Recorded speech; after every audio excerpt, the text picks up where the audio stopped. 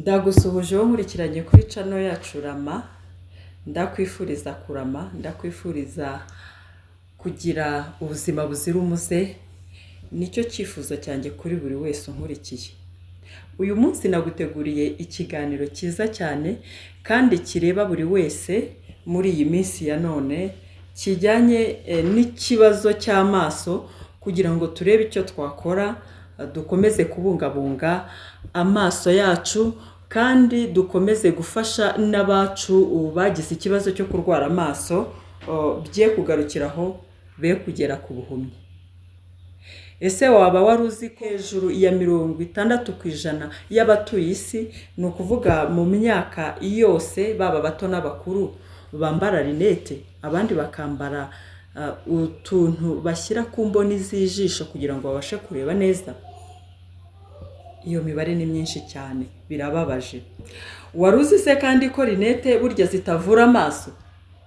Ibi biragutangaza cyane. Rinete ni inyunganirangingo z'amaso yacu, kandi nizo mu gihe runaka.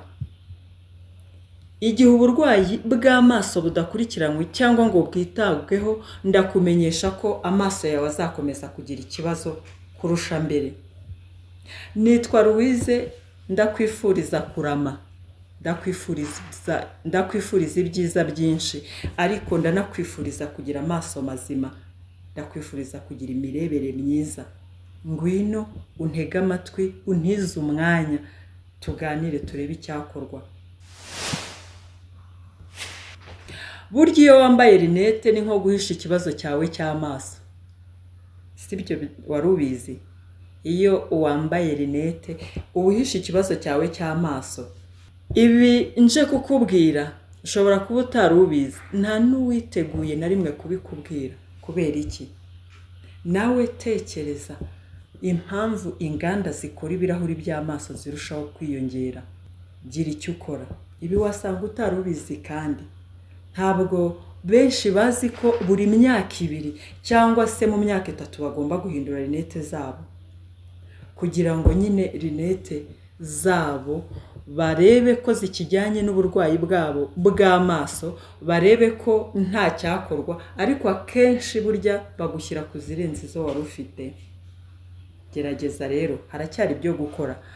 Kandi abandi benshi bazi ko indwara z'amaso ngo ziterwa no gusaza. Oya, bamwe muri mwe muzi ko indwara y'amaso iterwa n'uruhererekane rwo mu miryango. Nabyo si byo. Ikigo cy'ubushakashatsi cy'Abanyamerika cyagaragaje ko uburwayi bw'amaso ari ikibazo nyamukuru gishingiye ku mibereho n'imigirire yacu ya buri munsi,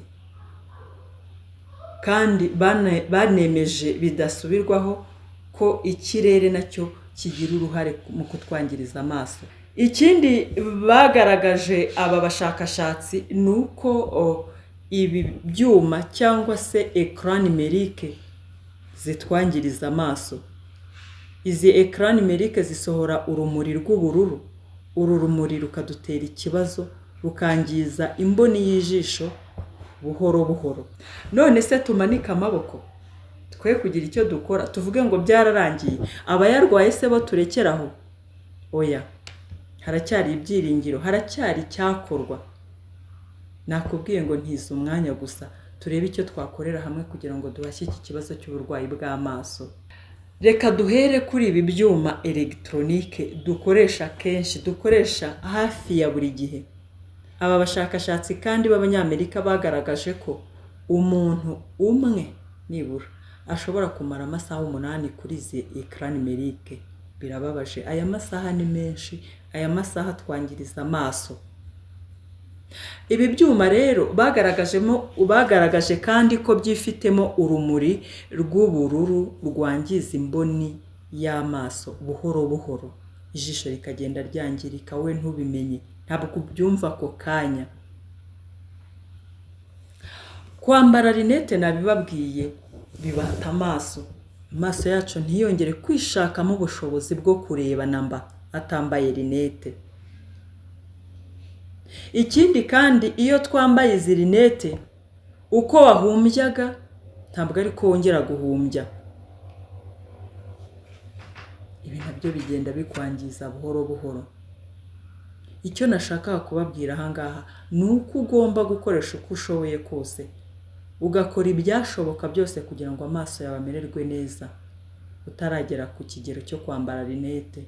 Ariko wazambaye nawe cyangwa se ufite ikibazo cy'amaso, ndacyamufitiye amakuru meza. Rinete zigufasha gukosora imirebere yawe, wowe ukagira ngo ikibazo cyarakemutse kandi mu by'ukuri ntaho cyagiye iyo muganga w'amaso atakirebye ngo agihe umuti. Abahanga mu by'amaso kandi banagaragaje ko rimwe na rimwe hari ibirahuri byangiza amaso. Nabibabwiye kare, hari abashobora gukora ibirahuri bya pirate bishobora kwangiza amaso, bigatuma ahubwo uko yarebaga utarambara rinete nibwo amaso yangiritse kurushaho. Mube maso, kuko no mu bacuruzi babyo hajemwe abamamyi. Aba bashakashatsi kandi bagaragaje ko urumuri rwo hanze cyangwa se urumuri twita ko ari naturere, urumuri rw'umwimerere, ari rwo rwiza ndetse rufasha cyane udutsi tw'ijisho, rugatuma imirebere yacu imera neza. Bagaragaje ko abana baba mu nzu bagira ikibazo cya miyopi ugereranyije n'abana bakunda kuba hanze. Bivuze ko urumuri rwo mu nzu cyangwa se urumuri rwo ku mashanyarazi atari rwiza namba ugereranyije n'urumuri naturere. Bityo rero basanze aba bana bakunda kuba mu nzu aribo bakunda kugira ikibazo cya miyopi. Biragoye muri iyi si ya tekinoloji, biragoye kandi muri iyi si y'iterambere, muri iyi si y'ubusirimu biragoye cyane, ariko kandi birashoboka ko umuntu ashobora kwirinda ubu burwayi bw'amaso. Kare nakubwiye ko babashakashatsi bagaragaje ko imimerere yacu n'imyitwarire yacu ariyo ituma turwara amaso. Muri iyo migenzereze rero reka turebe ibijyanye n'imirire iboneye. Ndahera ku kijyanye na karoti. Abantu benshi karoti muzi ko ari nziza, ntabwo mwibeshya ni ukuri. Karoti ni nziza cyane. Karoti yifitemo beta carotene ikungahaye cyane kuri vitamine A, kandi iyo vitamine A niyo y'ingenzi ku mirebere yacu. Iyi vitamine A ishobora kuboneka muri fromage, yaboneka mu mafi, yaboneka muri poivro y'umutuku, yanaboneka kandi mu magi, iboneka no muri avoka. Ndakurarikira gukunda kurya ibi bintu nkubwiye kuko bikize kuri vitamine A.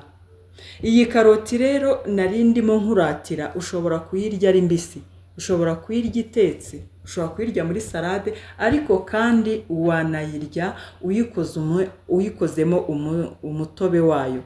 Umutobe wa karoti ni ingenzi cyane, ariko kandi biba byiza kurushaho ibi byose nkubwiye iyo wongeye amavuta huile d'olive.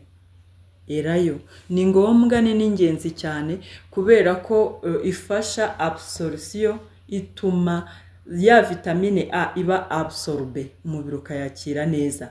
Ndayigushishikarije cyane iyi karoti uyikunde, uyikoreshe. Ndakubwira kandi umwami w'imboga yitwa epinari. Epinari abantu benshi ntabwo bazi ko ari imboga zikungahaye cyane kuri feri, ariko muri izi epinari habamo antioxidant nyinshi, cyane cyane yitwa luteine. Iyi antioxidant ifasha imboni y'ijisho mu kurwanya rwa rumuri rw'ubururu twavuze haruguru. Nayo ndayibakundishije, mukunde guha abana banyu ndetse namwe ubwanyu bakuze, mbararikiye kurya epinari kenshi. Niwo mwami w'imboga. Reka nkubwire kandi n'amagi. Amagi akungahaye kuri vitamine nyinshi, ariko cyane cyane zifasha amaso mu gutuma amaso yacu atumagara. Reka rero tugere no ku mafi. Amafi nayo ni ingenzi kuko yifitemo imyunyungugu bituma ubuzima bw'amaso butangirika.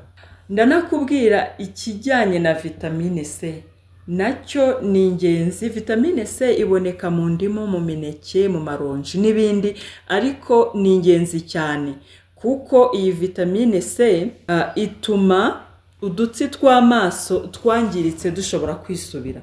Ndanakubwira ibinyampeke nabyo bibonekamo vitamine E nyinshi, nayo ishobora gutuma imirebere yawe irushaho kumera neza. Hari teveri nayo ni ingenzi cyane cyane ku bantu bakuze, bashobora kureba neza ariko biba byiza kurushaho iyo nta sukari bashyizemo. Reka rero nkwibutse ko ibi byose navuze bijyanye n'imboga n'imbuto ugomba kwirinda gukoresha ibishaje cyangwa se ibimaze iminsi, kuko za antioxida cyangwa se amavitamine twavuze aba yagabanutse, rimwe na rimwe akaba yashizemo. Rero nababwiye byinshi kandi mbafitiye byinshi byatuma ubuzima bwacu bushaho kumera neza. Uyu munsi ukurikirana iki cy'amaso, naho ubutaha.